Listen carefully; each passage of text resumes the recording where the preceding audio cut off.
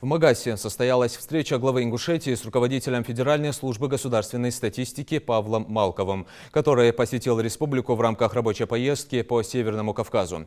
Визит главы информационно-аналитического ведомства обусловлен предстоящей всероссийской переписью населения, проведение которой перенесено с октября 2020 на апрель 2021 года из-за пандемии коронавируса, чтобы обеспечить безопасность и сохранить здоровье людей. Событие пройдет в новом цифровом формате. Основным нововведением предстоящей переписи станет возможность самостоятельного заполнения жителями анкеты на едином портале госуслуг. По словам руководителя Росстата, ведомству предстоит проведение 3 крупных мероприятий в предстоящем году. Сельскохозяйственная микроперепись, сплошное наблюдение малого и среднего бизнеса, а также уже упомянутая всероссийская перепись населения. Поэтому важно тщательно к ним подготовиться. По данным Ингушстата, численность населения республики составляет 507 061 человек.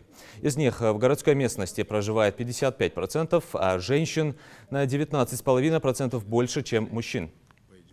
Руководитель субъекта, в свою очередь, поблагодарил Павла Малкова за посещение республики и детальный подход к подготовке к главному статистическому событию в регионах. Напомню, перепись населения в России, согласно законодательству, проводится не реже 1 раза в 10 лет.